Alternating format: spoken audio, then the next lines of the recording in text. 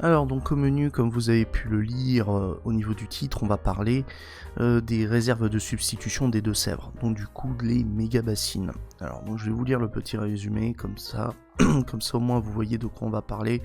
Donc par un jugement du 11 avril 2023, le tribunal administratif de Poitiers a définitivement rejeté les requêtes déposées par plusieurs associations de défense de l'environnement contre les arrêtés préfectoraux autorisant la construction et le remplissage de plusieurs réserves de substitution dans les départements des Deux-Sèvres, de la Vienne et de la Charente-Maritime.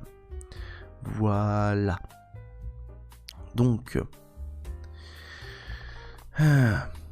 on a... Je vais vous donner le contexte, vous allez en savoir un peu plus. Donc, par un arrêté du 23 octobre 2017, donc les préfets des Deux-Sèvres, de la Charente-Maritime et de la Vienne ont autorisé la société coopérative anonyme de l'eau, donc la SCAGE des Deux-Sèvres, à réaliser 19 réserves de substitution, dites méga-bassines, dans plusieurs communes du bassin de la Sèvre niortaise et du Mignon. Parmi lesquelles les communes de Sainte-Soline, la fameuse commune où il y a eu malheureusement les affrontements entre la police et les manifestants qui se sont opposés bien évidemment à l'établissement des méga-bassines. Et d'ailleurs, soutien aux manifestants et aux blessés. Et bien sûr, on va pas non plus condamner toutes les violences. Je dis bien politiquement, surtout que c'est pas aux personnes de condamner les violences, voilà, on le rappelle, c'est à la justice fera son travail. Bon, bien sûr, on verra comment la justice le fera, voilà, bref. Donc sur les communes de Sainte-Soline et de Mosée-le-Mignon. Mosée-sur-le-Mignon, pardon. Donc ça fait partie des communes, des quelques communes en fait qui sont concernées par les projets de méga-bassines. Voilà. Parce qu'en gros, ce sont des exemples qui nous sont cités. Le résumé nous fait grâce, si je puis dire, de nous donner la liste de l'ensemble des communes qui seraient concernées par les projets de méga-bassines. Alors, donc ça, c'était en 2017. Après une concertation entre les associations de défense de l'environnement, les représentants des irrigants, ainsi que les services de l'État, et la signature d'un protocole d'accord le 18 décembre 2018, les préfets ont, par un arrêté modificatif du 20 juillet 2020, réduit le volume de stockage autorisé et le nombre de réserves désormais fixé à 16. Bon, à l'amiable, ils avaient réussi à seulement en supprimer que 3. Mais bon, malheureusement, ça n'a pas contenté, j'imagine, les associations de défense de l'environnement. Donc parce que c'est bien gentil de mettre concertation, mais je pense que dans la réalité, c'était plus un rapport de force plutôt qu'un dialogue. Bref. Saisi par... décidément, j'ai la voix cassée, c'est vraiment pas de bol. Bon. Donc saisi par l'association Nature Environnement 17 et de nombreuses autres associations de défense de l'environnement, de requêtes contre ces arrêtés du 23 octobre 2017 et du 20 juillet 2020, le tribunal a, par un premier jugement du 27 mai 2021, écarté les contestations relatives au caractère suffisant de l'étude d'impact et de l'étude d'incidence environnementale. Alors, je vous rappelle en fait que ici, la démarche des associations, donc pour faire sauter les projets de méga-bassines, c'est de contester les autorisations qui en permettent la construction et l'exploitation. Parce que je vous rappelle que sans ces autorisations, la société qui souhaite mettre en œuvre ces projets, elle peut rien faire. Parce que si la société décide de mettre en œuvre les projets sans autorisation, elle est dans l'illégalité et du coup il y a des sanctions pénales qui se perdent. Voilà. Et en l'occurrence ici, là il y avait plusieurs arrêtés qui ont été contestés, donc plusieurs autorisations. Donc l'arrêté du 23 octobre 2017 qui prévoyait la création et la possibilité d'exploiter les 19 bassines, et l'arrêté qui est venu modifier, si je puis dire, entre-temps, le nombre de bassines, à savoir l'arrêté du 20 juillet 2020. Et là, on a une première décision donc, du tribunal administratif de Poitiers, donc, qui date du 27 mai 2021, et qui a déjà fait le tri, si je puis dire, dans les arguments qui ont été avancés par l'association Nature-Environnement. En fait, ce qu'avait avancé l'association Nature-Environnement et les autres associations, c'était qu'il y avait des documents qui, si je puis dire, participaient à mesurer l'impact du projet sur son environnement. Alors vous avez plusieurs documents, donc il y avait l'étude d'impact et l'étude d'incidence environnementale. Et du coup, ce que critiquaient les différentes associations, c'était dire que ces documents n'étaient pas suffisamment détaillés pour mesurer pleinement les impacts du projet sur l'environnement. Encore une fois, je la fais très schématique, parce que je ne vais pas rentrer dans le détail de ce qu'est une étude d'impact, de ce qu'est une étude d'incidence environnementale. On n'a malheureusement pas le temps. Peut-être qu'un de ces quatre, je prendrai peut-être de la documentation vulgarisée pour vous expliquer peut-être un petit peu en quoi ça consiste. Mais encore une fois, je vous rappelle que je suis pas je suis pas enseignant en droit de l'environnement, même si je pratique un petit peu le droit de l'environnement, j'ai pas envie non plus de vous délivrer trop d'imprécisions, voilà, sur l'étude d'impact et sur l'étude d'incidence environnementale. Pour le moment, on aborde les différentes notions en surface, voilà. Sur ce, poursuivons. Il a en revanche jugé, dans ce jugement du 27 mai 2021, que les volumes de prélèvement autorisés pour 9 réserves n'avaient pas été fixés d'une manière conforme aux règles du schéma d'aménagement et de gestion des eaux, du bassin Sièvres-Niortaise, Marais Poitevin. Alors Poitevin. Donc le schéma d'aménagement et de gestion des eaux, donc pour le vulgariser encore, c'est un document donc qui fixe des règles en matière d'utilisation de l'eau et qui vise à protéger les masses d'eau, les nappes, on va dire les nappes phréatiques, etc. Et pour éviter que l'on porte trop atteinte à la qualité de l'eau, ou même que l'on assèche trop les nappes, etc. Du coup, pour préserver la qualité de l'eau et protéger sa qualité, il y a différentes règles qui figurent dans ce schéma et qui doivent être respectées, notamment lorsqu'il y a des autorisations qui sont délivrées par la préfecture pour l'implantation de projets qui sont susceptibles d'avoir un impact sur l'eau. Voilà. Donc ce sont des éléments qui doivent être, qui doivent être pris en compte par l'autorité préfectorale au moment de la délivrance de l'autorisation, et aussi par l'exploitant, du projet. Et en l'occurrence, donc là, le tribunal a constaté qu'il y avait que les volumes de prélèvement qui étaient prévus pour les bassines, ils n'étaient pas conformes donc aux règles du schéma d'aménagement et de gestion des eaux. Mais pour autant, le tribunal n'a pas décidé d'annuler ces autorisations. Il a décidé de surseoir à statuer jusqu'à ce que les volumes de prélèvement de ces 9 réserves aient été modifiés, ce qui a été fait par un nouvel arrêté donc du 22 mars 2022. Donc là en fait ici ce qu'a fait le tribunal, c'est qu'il a utilisé la technique du sursis à statuer, c'est-à-dire que le tribunal administratif a dit je ne vais pas prononcer l'annulation des autorisations, je ne vais pas dire que les autorisations vont être supprimées à cause d'une illégalité qui a pu être repérée dans l'autorisation. On va laisser la possibilité à l'exploitant de corriger le tir, de régulariser. Et du coup là en l'occurrence de modifier les volumes de prélèvement à des 9 réserves d'eau qui n'étaient pas en conformité, afin que l'on évite de faire sauter le projet. Voilà, donc ça c'est ce qui a été décidé par le tribunal, donc le 27 mai 2021, et effectivement ça a été corrigé. L'exploitant a apporté des modifications au volume d'eau qui devait être prélevé, et ça a été entériné donc par un arrêté du préfet, un nouvel arrêté du 22 mars 2022. Voilà. Et salut à toi Silaosa, bienvenue à toi. Je te fais le petit SO traditionnel et installe-toi confortablement.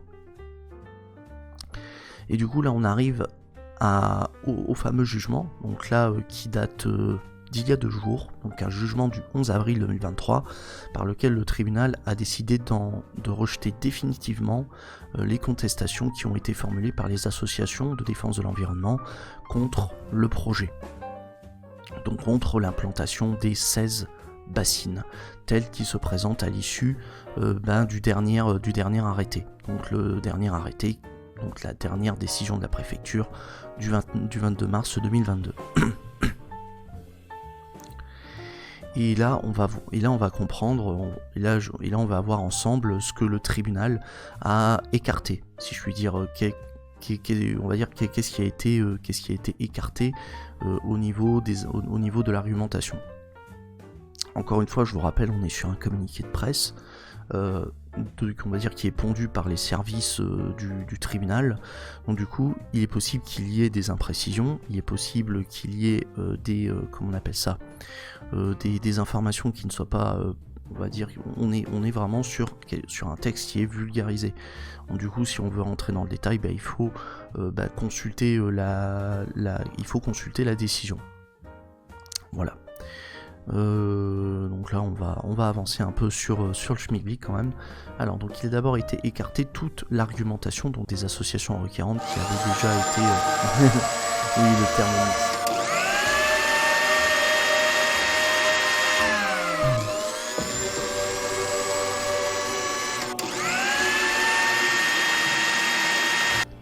Alors donc il a d'abord été écarté donc toute l'argumentation donc des associations requérantes déjà soulevées à l'encontre des deux précédents arrêtés d'autorisation, dont l'examen relève désormais de la Cour administrative d'appel de Bordeaux, devant laquelle est contesté le précédent jugement du tribunal du 27 mai 2021, ainsi que ceux des nouveaux moyens qui n'étaient pas fondés sur des éléments relevés par la procédure de régularisation ayant conduit à l'adoption donc de l'arrêté du 22 mars de 2022. Donc en gros, tous les arguments qui avaient pu être soulevés donc précédemment à l'encontre donc des arrêtés arrêtés de 2017 et contre les autorisations de 2017 et de 2020. Tout ça c'est balayé définitivement par le tribunal administratif de Poitiers et là concrètement là c'est plus on va dire là c'est en ce moment c'est la cour administrative d'appel de Bordeaux qui est actuellement qui se penche sur ces arguments là parce que ça concerne parce que actuellement la cour administrative de Bordeaux est saisie donc d'un recours qui a été engagé contre le jugement du tribunal administratif de Poitiers donc du 27 mai 2021. Voilà. Et salut à toi Jashogan. Décidément le Thermomix c'est ouvert. Et oui, Thermomix sur vous. Donc, et oui, Thermomix sur moi aussi, merci Jashogan. Bon, il a ensuite été... alors, le tribunal administratif de Poitiers a ensuite rejeté la critique donc tirée de ce que les modifications contenues dans le nouvel arrêté auraient dû entraîner une reprise intégrale de la procédure d'autorisation environnementale en raison des dangers ou inconvénients significatifs pour la ressource en eau et pour le milieu naturel qu'elle comporte. Donc en fait l'argument qui avait été avancé par les associations, c'était de dire on ne pouvait pas se contenter de demander à la préfecture de prendre un nouvel pouvait pas se contenter de demander au préfet de prendre un nouvel arrêté, de prendre une nouvelle décision visant à modifier les, on va dire à modifier, si je puis dire, le projet de déploiement des méga-bassines. Il fallait reprendre toute la procédure de A à Z parce qu'on était face à des modifications substantielles, parce qu'il y avait des dangers, des inconvénients significatifs pour la ressource en eau et pour le milieu naturel, qui découlaient des nouvelles modifications, qui découlaient des modifications qui étaient apportées au projet. Malheureusement, ça n'a pas convaincu le tribunal, puisque le tribunal a notamment estimé que tant la nouvelle répartition des forages pour l'alimentation des réserves que les nouveaux seuils de remplissage n'avaient pas, par comparaison à la précédente mouture du projet, donc par rapport à ce qui était prévu auparavant dans le projet, il n'y avait pas d'incidence significativement défavorable pour l'environnement. Donc comme il n'y a pas d'aggravation, si je puis dire, des inconvénients pour l'environnement, du fait des modifications qui auraient été apportées à la consistance du projet, le tribunal estime qu'il n'y avait pas lieu de reprendre intégralement tout le processus tout le processus de l'autorisation environnementale. Voilà, en gros, il fallait pas reprendre toute la procédure. Et par conséquent, le préfet a pu, sans commettre d'illégalité, permettre, si je puis dire, une modification du projet. Parce que la modification apportée au projet des méga-bassines n'était pas substantielle, il n'y avait pas d'impact significatif défavorable sur l'environnement. Encore une fois, je vous balance les, si je puis dire, les justifications, les motifs. Après, politiquement, libre à vous de manifester votre colère à l'égard du maintien des méga-bassines. Surtout au vu des impacts que ces projets ont sur l'environnement et plus particulièrement sur la ressource en eau. Voilà. Et malheureusement, étant donné le contexte de sécheresse dans lequel qu'on a pu connaître et qu'on risque de connaître à l'avenir. Voilà. Et surtout avec toute la polémique qu'il y a au fait que les méga-bassines profiteraient à une poignée d'agriculteurs et pas au plus grand nombre. Voilà. Bref, sur ce, avançons sur les autres arguments qui ont été rejetés par le tribunal. Donc il a ensuite été rejeté.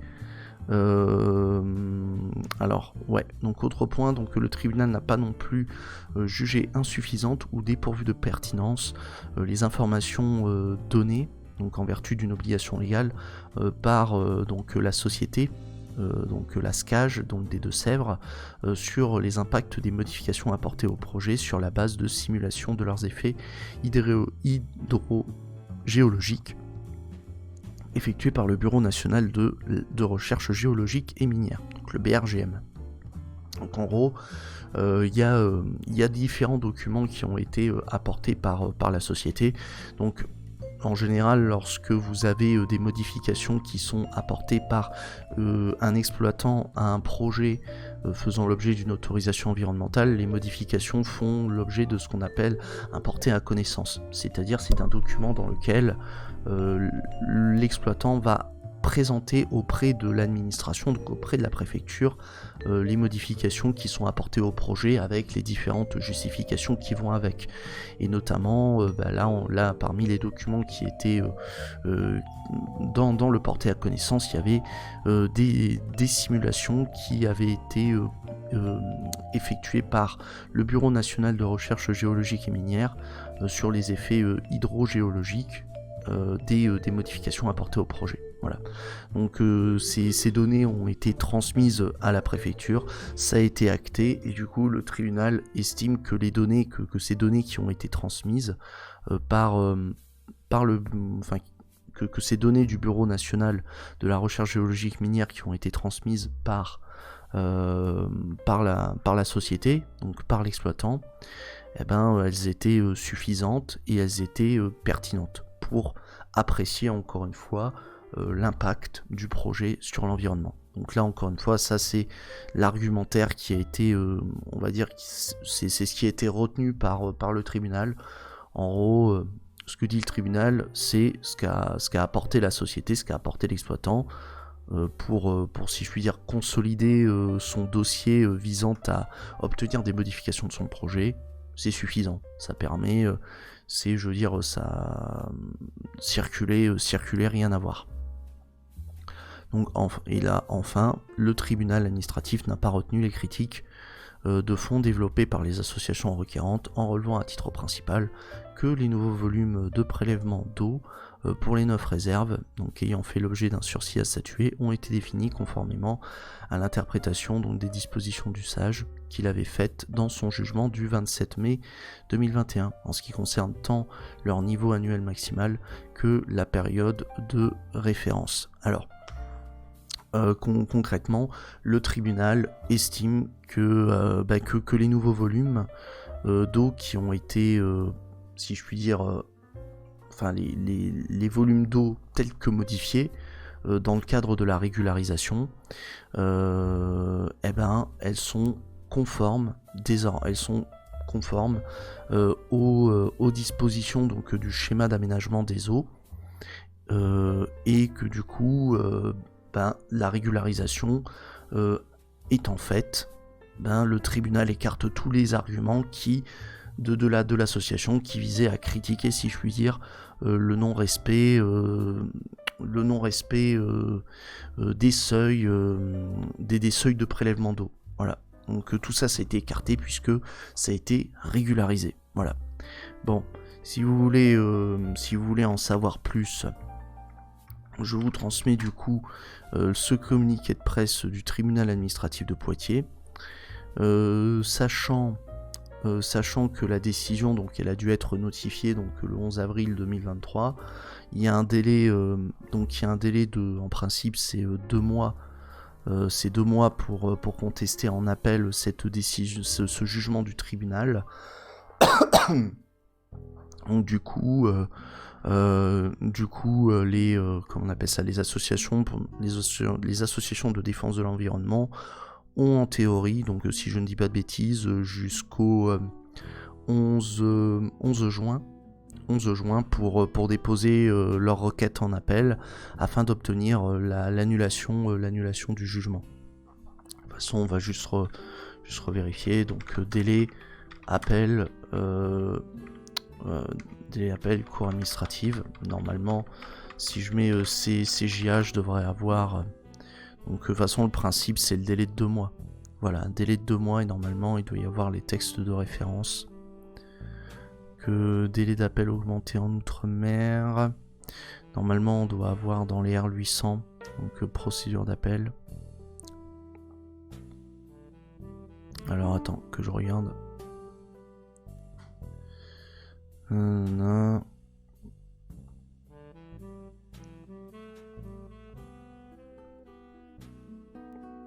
Parce que je sais pas pourquoi est-ce qu'ils avaient présenté ces dispositions-là, puisque c'est pas pour... Hop, alors attends, que je regarde. Donc normalement ça doit figurer là le délai. Le délai d'appel, il doit apparaître ici. Normalement 2 mois. Sauf disposition contraire, le délai d'appel est de 2 mois. Voilà, donc c'est le principe. Et il court contre toute partie à l'instance à compter du jour de la notification. Jour où la notification a été faite à cette partie dans les conditions prévues par les dispositions du CJA. Voilà. Donc, du code de justice administrative. Donc du coup c'est 2 mois. Après encore une fois on va partir du principe. On va partir du principe que ça a été notifié le 11 avril 2023. Voilà. Donc du coup les juristes YouTube, j'espère que ça vous a intéressé. Et je vous rappelle que vous pouvez me retrouver sur Twitch. Donc du coup, je vais vous laisser. Je vais poursuivre la discussion avec les juristes de Twitch. Allez, à plus les juristes de YouTube.